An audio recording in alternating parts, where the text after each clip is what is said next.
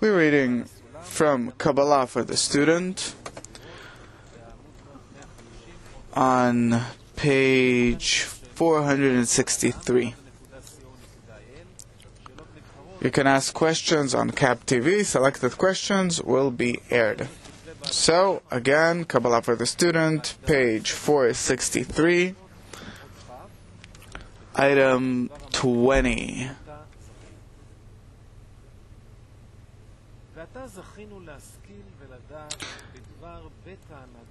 Now we have been awarded learning and knowing the two contradicting opposite conducts. The sustenance and keeping of the created beings has already passed from the system of Kedusha to the system of Sitra Achra. This is so because of the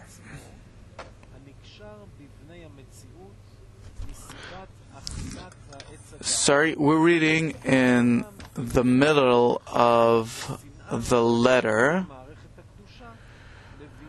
This is so because of the barnacle of the great will to receive for oneself, connected to the created beings by the eating from the tree of knowledge.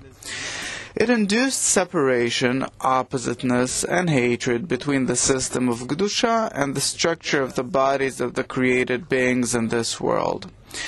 And when the Kedusha can no longer sustain nurture them from the high table to not destroy reality and to induce an act of correction for them, it gives the collective abundance of the sustenance of reality, her 288 sparks to the system of the Sitra Achra, so they will provide for all creations in the world during the correction period. For this reason, the conducts of existence are very confused, since evil sprouts from the wicked. And if the abundance is reduced to the created beings, it certainly brings ruin and destruction. And if abundance is increased, it brings excessive force of separation to the receivers, as our sages said, he who has 100 wants 200, he who has 200 wants 400. It is like the separated pleasure that the separated and afflicted flesh senses, where increased pleasure increases separation and affliction. Thus self-love greatly increases in the receivers, and one swallows one's friend alive. Also, the life of the body shortens, since the accumulation of reception brings the bitter drop at the end sooner, and wherever they turn, they only condemn. Any questions? Okay, so everything is arranged so that, for lack of any other choice, a person, he pursues pleasures, and by this he increases his will to receive, and he has no choice. So he buries himself in the circle out of which he can't get out. How does it happen that the body's life shortens and he buries himself? Why does it happen? Because his entire life is running after it's an endless running, pursuing of pleasure, unattainable pleasure. One can't attain the pleasure because it is all meant only in order to make him run harder, and thus is simply in a constant increasement of one's own kli. We're not actually trying to catch pleasure because we never receive the pleasure, only in the next moment, in order to feel that you want twice as much. You run and run and run, you feel it for just an instant, and what do you get from it? That you want 4 times as much. That's it. Meaning you're always in the enlargement of the kalim. This is what he tells you. That, where is it? The sages said he has one portion, he has 100, he wants 200. And it is for the reason of the barnacle of the great will to receive for oneself. That's how you add the will to. That's how the will to receive grows or is added. We're constantly advancing until it becomes for us as an understanding and feeling and consciousness, until we get it, that this process is endless, and therefore become despaired. Yes. To despair is fine, but why do we die?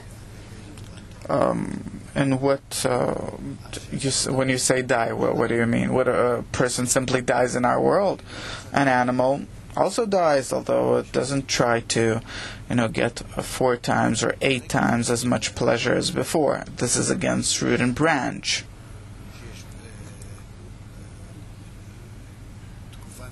There's a certain period in which the Partzuf has to perform its action and to switch or change into the next Partzuf. You have someone wicked who lives for 100 years and a righteous who lives for 30 years. Has nothing to do with one another. We're not talking about the animalistic life here. The only thing we're talking about is the desire. What, it has to do something with the life of the body itself? Of course not. There are people who do nothing in life and live for 100 years, and you have other people who are also pursuing pleasures all life long, and they also live to be 100. Has nothing to do with one another. We're talking about the desire. Anything else? Yes, please. The life of the body shortened, he refers to the desire when it says body, right? You see, according to history, we'll live much longer than people lived 100 years ago, or 1,000 or 2,000 years ago, obviously. People used to live back then, 200 years ago, people barely made it to 40, to the age of 40 on average. Today, it's an average of 80. So if the desire is what it means here, then if the desire increases, why does it shorten? It grows. No, it grows shorter. Don't you see, people fall into despair. They don't want to keep on running, because a person who eventually runs and runs, he comes to a state where the action itself gives him this impression that this way he cannot achieve satiation. But we're always saying that in humanity's process of development, the ego keeps growing. To what extent? To despair. So you said it yourself. So despair meaning that it shortens? No, it means despair means that the desire becomes smaller. So you mean the despair is like shortening the frequency of the desire, the speed of it, or? In order to perform some action, you need 2 powers. Meaning that I'm lacking something, and I know that there's what I'm lacking. So I'm running in order to perform this action. Both you need a deficiency for that thing, and you also have to see that thing that you're lacking. Then I'm attracted to it. If the desire grows and grows and grows on the one hand, and sees before him that this soon I'm going to make it and I'll acquire it all, then excellent. He runs from one stop to the next. And of course, he falls into despair every stop because he doesn't achieve. But on each stop, he's being told, oh, run there, run here, do that. And he, like mad, runs around to perform all it, and he's being driven crazy. It's like you can confuse a small child. Great. What next? Later, as the will to receive grows as a result, it starts, as a result of growing, it starts seeing that this running around is useless, that eventually all that he is being shown, these are things that can't really fulfill him. He does not achieve anything by it, and then he's perplexed. This means despair. Despair doesn't mean that I don't have the desire for something, but I have nothing to attain. Look what buildings, yachts, look at the, football. It's no longer appealing. Why not? Doesn't matter how it's clothed. The pleasure itself doesn't register in my kli. It doesn't appear in my kli.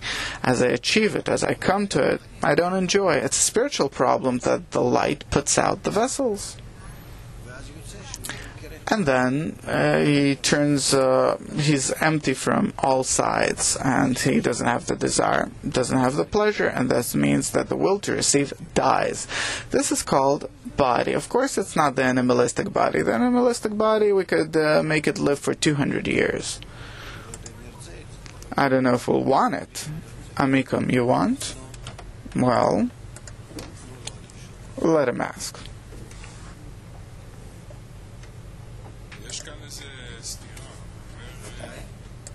There's a contradiction here. Of course. He says that because of the hatred that was created between, let's say, man and holiness, there was a fear for the existence of reality.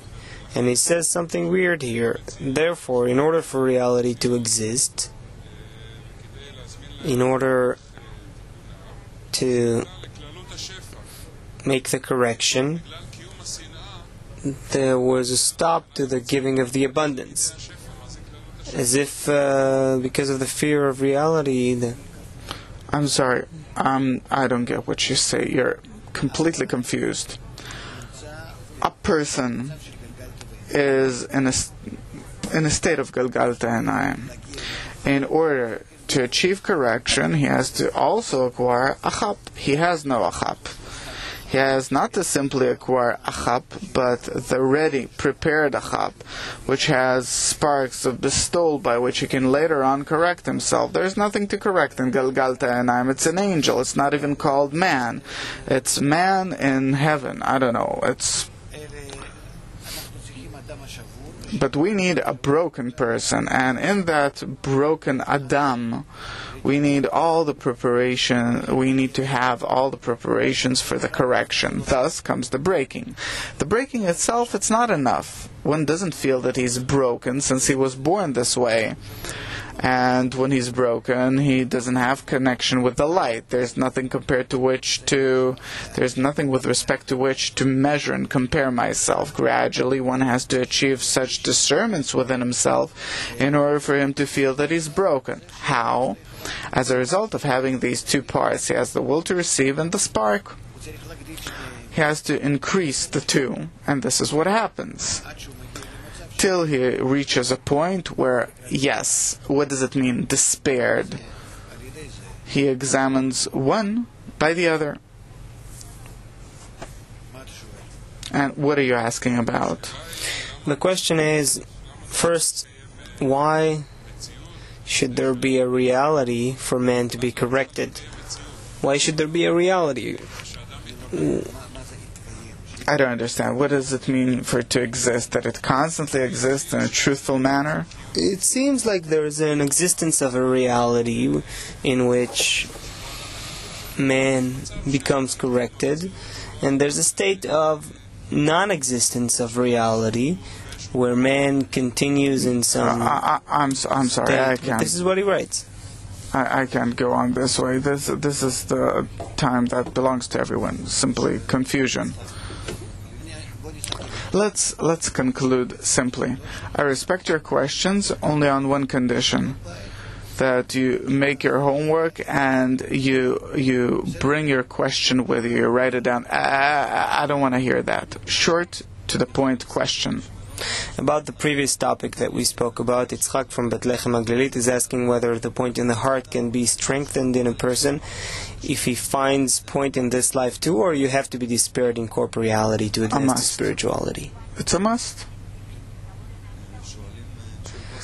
A question from Kostya from Moscow. Why Baal Salam and you too said that you always have to want double? You want 200, then 400. Why it's always double? Because the pleasure that he wanted to receive, it becomes suffering, deficiency. Thus, it's twice as much. Now, why does there have to be despair? If one shall not be despaired, then he'll continue running around trying to achieve corporeal pleasures. Otherwise, how? He has to be despaired of everything. Okay, let's keep on reading.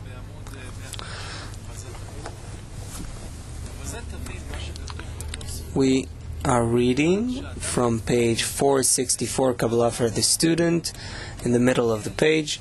Now you can understand what is written in the Tosfot. When one prays that Torah will enter one's body, one should pray that no delicacies will enter one's body. This is because the form of self-reception, which is the opposite of Kedusha, increases and multiplies by the measure of pleasure that one's body acquires. Thus, how can one obtain the light of Torah within one's body when he is separated in complete oppositeness of form from the Kedusha?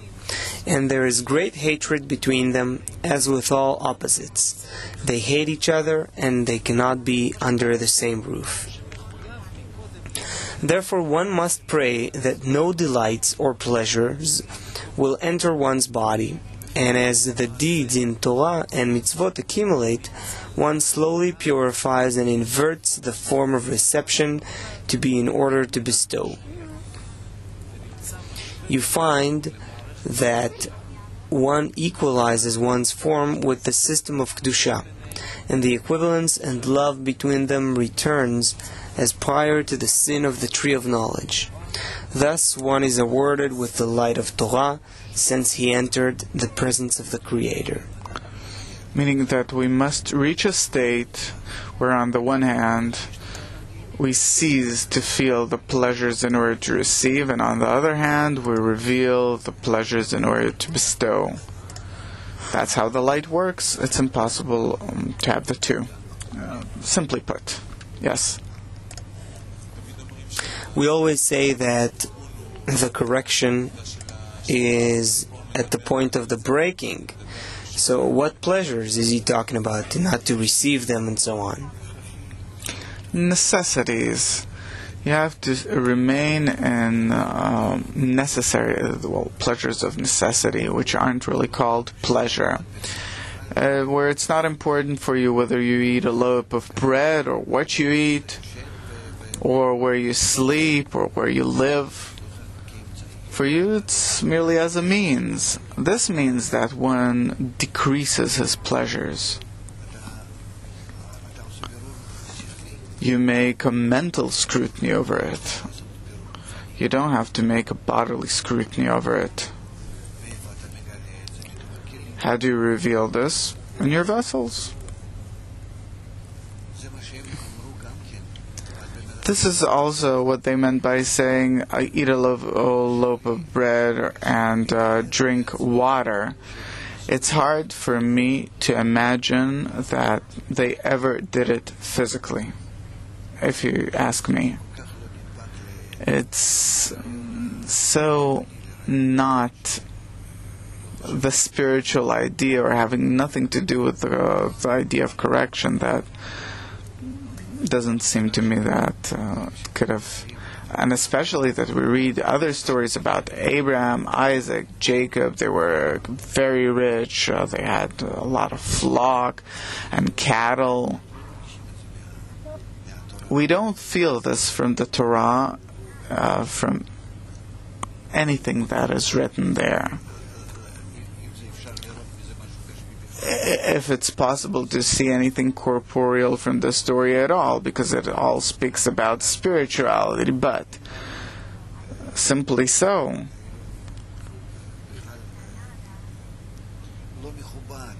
It was, in Judaism, it was never honorable to restrict yourself, to abstain yourself from things, different fasts and such. Like today, people are capable of performing as a result of merely being immersed in corporeality. That's not the path. The path is spiritual correction.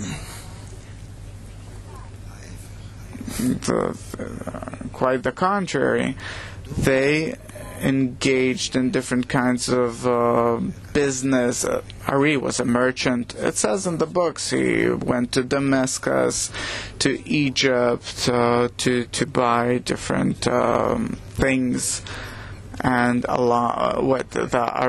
holy Ari had to sit there with a talit, mikveh, book, and that's that. No, that's not how it is. One was a cobbler, the other was a tailor, another was something else. Thus, we're talking only about inner discernments. Yes? It's not clear. How do you achieve it, and what are those inner discernments? Through the work, you achieve a state quicker than humanity that you're incapable of fulfilling yourself in day-to-day life, and there's only one way left for you. That also comes from the heavens, at the point in the heart opened up in you, and it brings you to something. It doesn't immediately come with the spirit. The spirit could, exist for many years, and only then the point awakens. Yes?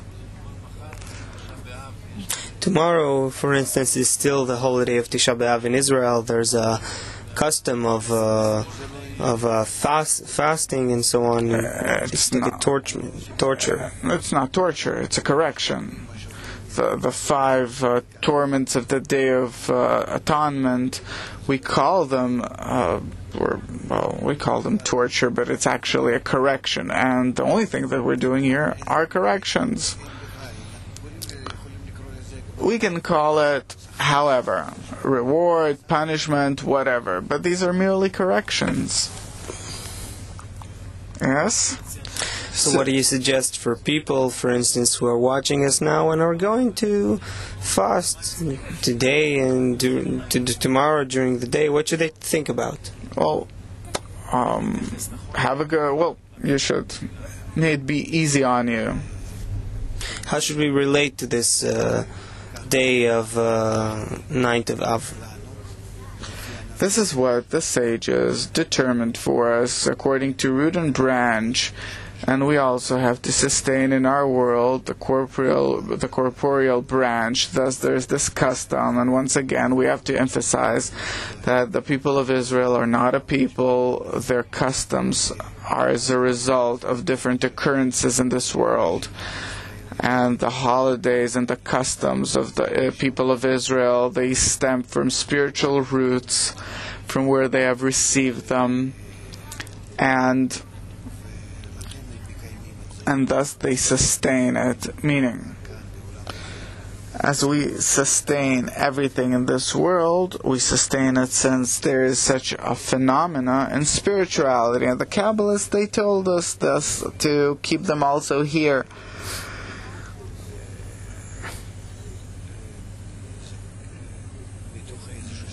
Not for some reasons, but because we, by the relatively keeping it in this world, and when we do this in the masses, by this we keep the corporeal framework. And of course, it all depends on the intention. But these actions without intention, they're called customs, and these customs, they keep this group for the time being to exist as a group, not spiritual, but a group called the people of Israel. This is today, but of course all the customs, of course they all stem from spirituality. The 9th of Av, also we know that it's the root for all destructions, and Jerusalem is the root for destruction in place.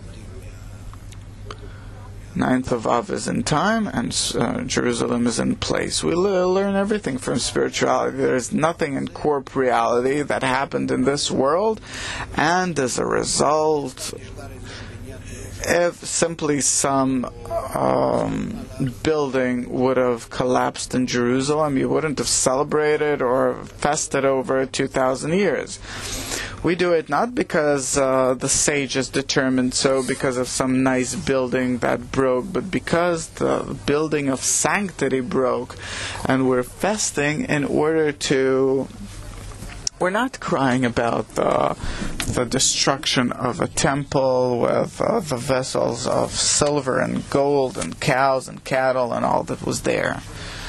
Of course we're not talking about that. It speaks about us falling from love another as thyself into unfounded hatred. This is the destruction. This is what we fast in order to remind ourselves that once again we have to return to brotherly love. And that's the only reason. Thus, we wish to keep this custom. Meaning, a custom is valid only as long as you remind its root. You recall the root. Without a root, it's empty. And that's what happens. We always have to remind why are things the way they are in all customs. Rosh Hashanah, Yom Kippur, Passover, everything. Why are we doing it? What kind of correction is it if we keep it in spirituality? Why did we lose it? Why aren't we in David's sukkah? Why do we have the roof to it is made out of whatever it's made of? And this is why the sages, they set these customs for us. And the same with the 9th of Av. And we simply have to we have to correctly interpret these customs. These aren't customs of this world. We have by them to be truly cleaved on to the root. We've caused the breaking. We're in the same broken root, the root of the breaking. We want to regret it and to understand what it means to correct it and to start ascending from the breaking to correction. You found something? Well? In the article, The Freedom, Baal Sulam writes that the mitzvot in the Torah are no more than laws and conducts of the upper worlds, which are the roots for all the conducts of nature in this world, and therefore the laws of Torah are always matching the laws of this world like 2 drops in a pond. Okay, let's keep on reading. Okay, so we're on page 464, Kabbalah for the student, last item, 21. Now it is thoroughly understood why the answer of the angels regarding man's creation, which we learned in the Midrash, is not presented. It is because even the angels of mercy and righteousness did not agree to the present man, since he has gone completely out of their influence and has become completely dependent on the Sitra Achra. The Midrash ends with, "He took truth and threw it to the ground. They all said immediately, 'Let truth spring out of the earth.'" This means that even the angels of mercy and righteousness regretted their consent, as they never agreed that truth would be disgraced. This incident occurred at the time of the eating from the tree of knowledge, when truth was absent from the management of the sustenance of reality, since the scrutinizing force imprinted in man by creation, which operates by the sensation of bitter and sweet, has awakened and failed. This is so because the provision for sustenance, which are 288 different pchinot, were already as clear as day, connected in the system of Kedusha, and the palate tasteth its food, to attract in full all that is beloved and sweet, and to reject all that is bitter, so no man shall fail in them. However, after the first tasting of the tree of knowledge, for which the gadlut form of self-perception has stuck to them, their body and the kedusha became two opposites. At that time, the abundance of sustenance, which is the 288 pchinot, went to the hands of the Sidra Achra. You find that the 288 sparks that had already been sorted were remixed by the Sidra Achra. Thus a new form was made in reality, the form whose beginning is sweet and whose end is bitter. This was because of the form of the 288 has been changed by the Sidra Achra, where the light of pleasure brings separation and a bitter drop. This is the form of falsehood, the first and foremost progenitor of every destruction and confusion. It's written, "He took truth and threw it to the ground." Thus, because of the serpent, a new discernment was added to man, the active cognitive force. It operates by discernment of true and false, and one must use it throughout the connection period, for without it the benefit is impossible.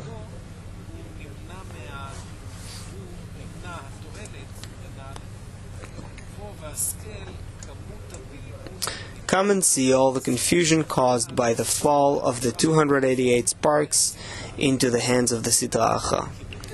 Before they tasted from the tree of knowledge, the woman could not even touch the forbidden thing. By mere nearness of the tree of knowledge to the tree of knowledge, she tasted bitterness that tasted like death. For this reason she understood and added the prohibition on touching. And after the first eating, when the Sidra Achra and falsehood already controlled the sustenance of reality, the prohibition became so sweet in its beginning that they could no longer retire from it. This is why he said, "I've eaten and I shall eat more." Wait a second. I don't know if people understood this or not. Meaning that because the 288 sparks that were in the first 9, and in the Malchut there were only the Lamed Bet, 32, altogether Shach, 320, and it wasn't in the Malchut, it was under restriction. There was Adam Rishon, the first 9, Tet Rishonot, and the so-called Gan Eden, Garden of Eden. And by the breaking of the Partzuf and the Rapach falling into the Malchut, now the sustenance of reality, it was turned over to the will to receive in order to receive, and thus you have no choice. In order to receive pleasure, I must receive in order to receive. I'm obliged to do so by the breaking, now to use the vessels of reception in order to receive, because I want to live, I need pleasure according to my own nature. Meaning, a person has no choice here, sinning or not sinning. It's not even called a sin. That people run around trying to get pleasure, it's not sin. That everyone wants to compete with each other and to use each other and all these things. Our broken nature obliges us to do this. And since the sparks are inside the broken vessels, then gradually we come to the scrutinization of truth and false, above bitter and sweet. Another scrutiny which did not exist previously. It is a scrutiny that stems from the collision, this cross between the light in the vessel of bestowal and the light in the vessel of reception. And when they collide and are in one place, then, in addition to the scrutiny of bitter and sweet, comes the scrutiny of truth and false. It exists only on the degree of man and the fourth degree of coarseness, and only as a result of the breaking of Adam. And it does not exist on previous degrees, because where the shame was felt, where the shame had to be felt, that's actually where it happens. What else could I say? I don't know. Ask. What do the Kabbalists mean when they say that people are taking advantage of each other and they want to control each other, to take pride? This doesn't have to do with the correction and the breaking, or what? All of your desires that belong to this world, they have nothing to do with the correction, because these desires, your question is, how will I fulfill my desires? With fulfillments, with pleasures. This is your worry, your care, this is what your machine wants, and that's it.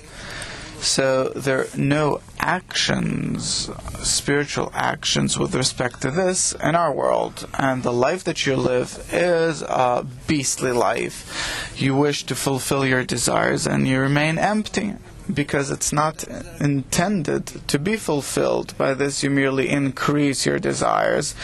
The truth is you don't even increase them, you simply discern them as empty, that you have not fulfilled them, and that's it. And the true reality besides this world is not meant to cope with those desires of yours. It's meant to cope with the desires of connection, where the breaking took place, to correct the breaking, and that's it. Your beastly desires, or even human desires, in this world, they needn't be corrected. They have nothing to do with the connection between the souls. They have to simply do with the preparation in order for you not to want to work in them any longer, and for you to start wanting to work in bestowal and bonding with others, where there's place for correction. How can you correct these desires of yours in which you want money, honor, knowledge to fulfill you by money, honor, and knowledge? Is this called correction? It's called fulfillment.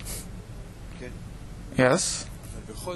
Still, I will have to stop wanting in these desires when I'll be corrected. And? No, it doesn't have anything to do with the correction. It's, they did not break. This you understand? We're talking about the point of breaking that is in need of correction. This beastliness in this world, there's nothing to correct in them. There's nothing to correct in this world. As simple as that. Your tendencies that you were given, your inclinations, so they are, so what? You have to grow the point in the heart out of them, the beginning of the soul, like a drop of semen, to put it into the group, like into a womb, and start growing it. And for the time being, what happens with your corporate reality will happen. You'll want more, you'll want less things. Of course there will be changes, but it's not that you pay any attention to them. Yes, Ali. Shachar from the virtual group, in following Neve's questions and 9th of Av, he's asking, why does it say in the Torah you tortured your souls? What does it mean?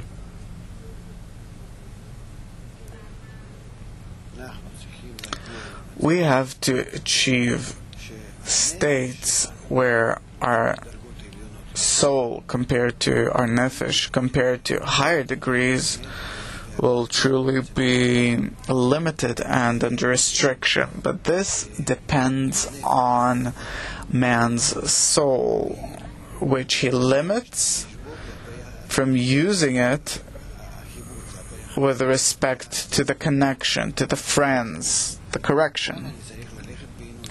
There I have to go in torment. There I have to limit and restrict myself. But once again, how do I do it? If I limit myself, I receive double as much. So only through the reforming light. Thus, there is a prayer that's part of it. And there is a special time and a special place for it, meaning that I bring it to the upper in order for him to correct it. The correction is never mine. If I shut my mouth, then through this I correct my desire. Both by being in a state of eating some bread, drinking some water, so by these limitations I correct my desire. It's not a correction. It's not a correction. At most, I don't use it because of fear, so that's a correction, no. So according to what you say, Owen from Ramat Gan writes, I can try to earning as much money at the expense of others as much as I can, and with it be on the path of correction, right? No, if you'll start advancing by path of correction, you will use all that you have in corporeality as necessities and no more than that. You can't love others and gain off the others for yourself. It's impossible. You'll want to share, you'll want to help, you'll want to do everything that there's nothing to say about this. Yes. Yes, but this is where I begin to be confused, because on the one hand, we say that everything has a spiritual root, everything we do. On the other hand, we're saying that some things aren't connected. Now, what you just said, I'm not saying whether they're connected or not. The desire is one. It's not divided into a spiritual or corporeal desire. Eventually, it's one desire. But where a person's heart is, that's where he is. If you yearn for bestowal, then both your desires, your corporeal desires, will be in bestowal. Okay, for instance, at the level of merchandising or earning money, then of course earning money is at the expense of others. But no. Why? Why? If I profit, someone else loses. Okay, say that, for instance, Ari, who engaged in commerce, he was thinking about how to cheat him and how to cheat someone else when he buys and sells. To profit is not always to deceive. Good, yes, so I can make a living honorably from everything. From any ordinary thing, like it says, go and live off or provide yourself by each other. So what's the difference between this and those good deeds that you're talking about that we are not doing? You see in any profession, like a lawyer, in any act that a person takes, something criminal. It's your profession. I understand that that's how you see things that way, but I don't see it that way. Each and every moment you can do something good for others. It depends on the intention, not on the action itself. I can be, I could engage in commerce, I can be a scientist, a man of culture, education, whatever. And in my intention to cause good to cause good to others. I don't understand why commerce necessarily when one profits off the other, he brings harm to the others. And if I produce something and later I sell it, am I not using others by doing so? No. Why? Because you're taking whatever you need from life for that, from this action, the same. You take what you need for life. If others need your commerce, then it's the same as if you manufacture something. I'm asking in terms of when does... Intention. Yeah, exactly, the intention. I run into it every time, all the day. When I'm looking at things that I'm doing daily, I'm thinking, where's bestowal and spirituality, and where's this? It doesn't exist, of course not, because you work to laws that are all... So should I start changing these things that I do, or what? No, don't change anything. For the time being, make money in your profession. It all depends on the intention, in short. We can't look at the actions. If a person corrects his intention, then his actions, if they're wrong, they're also corrected. He can no longer use his previous actions. He changes them of the obvious. Everything follows the intention. So if the intention will be correct, the actions will come later, and we have to start with the intention. Of course. An action without an intention is like a body without a soul. What does it give you performing any action if the intention's wrong? And the right intention, the wrong intention, it limits you immediately. You can't harm others.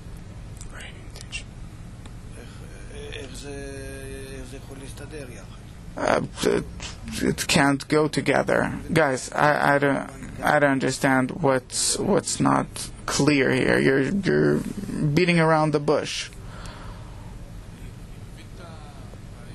I understand the idea. I wanted to ask this. What is the difference in a person who has a desire in order to receive pleasure? What is different for him when the pleasure is in order to bestow? What is the difference between this and that in the person himself? In order to bestow, there's no person per se. He connects to whoever he bestows onto. There are no two or three, there is one, included of everyone, because by bestowing onto others, you connect to yourself his deficiency, like the binah that has to connect to itself the deficiency of the zone in order to bestow onto them. So by bestowing onto someone, it's not that this is me and that's him. There is no longer such a thing. Immediately it ceases to exist. There is now you, who is included of him. And where do you fulfill him? You come out to him, you give him? No. Love another as thyself. He becomes for you as thyself, and this is what you bestow onto. And spirituality then becomes one mutual kli. The zivug de'aka, it can come from the same rosh to the same guf, to the mutual thing.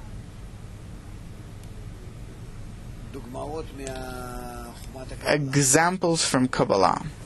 Galgalta, that couples with Ab. It makes a zivug in the inner Ab. It's inside it. In the world of Atzilut, you have to ascend and incorporate in the Bina in order for it to make a zivug and to give you. Between the souls, you have to connect with the foreign souls. They're no longer foreign. They become as one body, together. And then from Yosh, you perform the action towards that mutual body that was now comprised. It becomes one. There are no longer two that I bestow to him. Also with the Creator, what does it mean that I bestow to him? He bestows to me. We become adhered. To that extent, we become as one. This is what bestowal does. Bestowal obliges you to connect with everyone into one. One light and one kli. He and his name are one. You feel how blurry and vague you are due to the 9th of Av. That's good. And also, the Mega Congress is working on you, so Mushi. In our world, as you said, we're always chasing pleasures, and we're always in deficits. In the spiritual world, it seems that there's abundance of fulfillment, and I need to chase the deficits. So can you describe that reality? How to enter this reality where you chase deficits?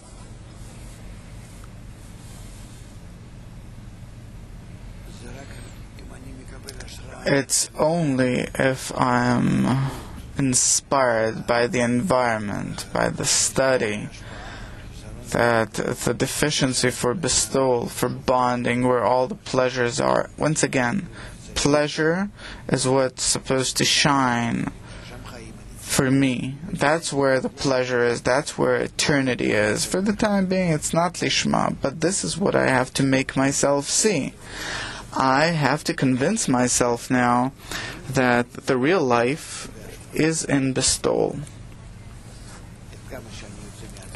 As much as I come out of myself, as much as I connect to others, as much as I bestow, as much as I feel that I'm included in whatever's outside me, by this I will feel, correspondingly, I will feel eternity and perfection. So you have a part that's called in bestowal, and a part from which you earn, gain. For the time it's not lishma, but it's at least in the right direction. It's at least to bestow in order to receive. There is kind of an inclination outwards. This tendency, direction, yes. So the state is that I'm always here in deficit. So when you say go look for a deficit, it's unnatural. What is that thing? The group has to give it to you. The group has to say, either you are with us in mutual bestowal, or we throw you out. The group has to give you the importance for it. Very good. We feel that we're broken. Good preparation. And by this we conclude.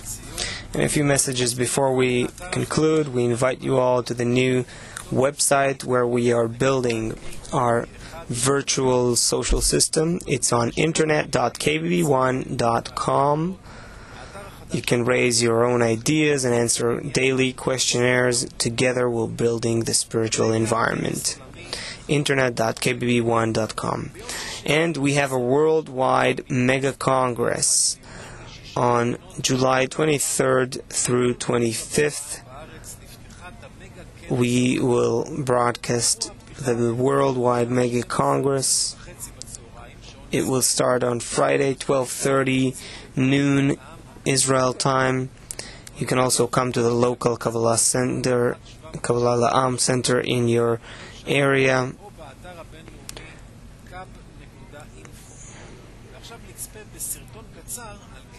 And now we'll see a short video about the convention. On July 25th, the world connects with Israel.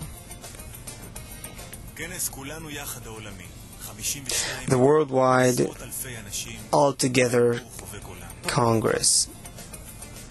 Over 50 countries connected together.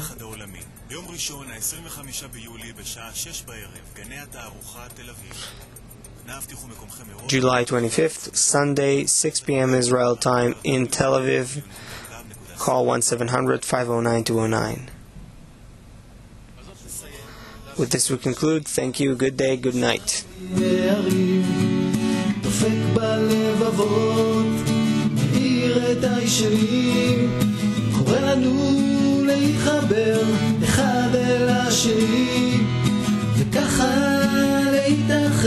בכלי אחד אמיתי. אז בואי קבוצה שלי, בואי אמציא אותי אל ליבך. את היא שלי, אני אהיה שלך, יחד נהפוך לכלי אחד.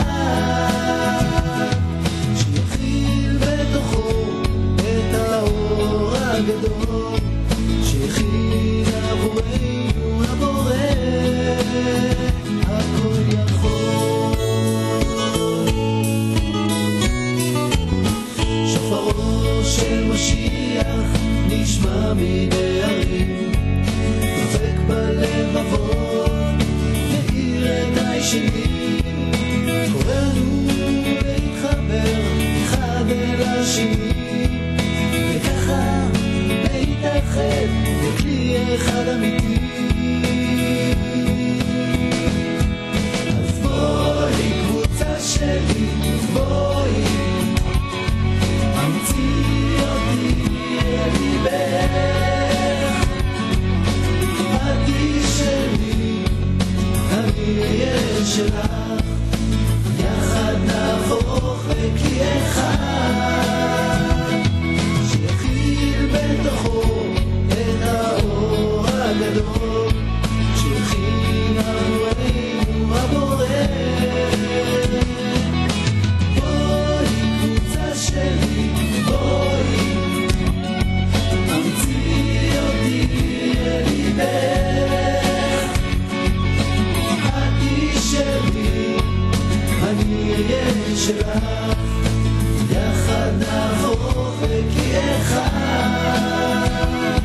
שיכיל בתוכו את האור הגדול שהכין עבורנו הבורא הכל שחור של משיח נשמע מנהרים דופק בלבבות מאיר את הישר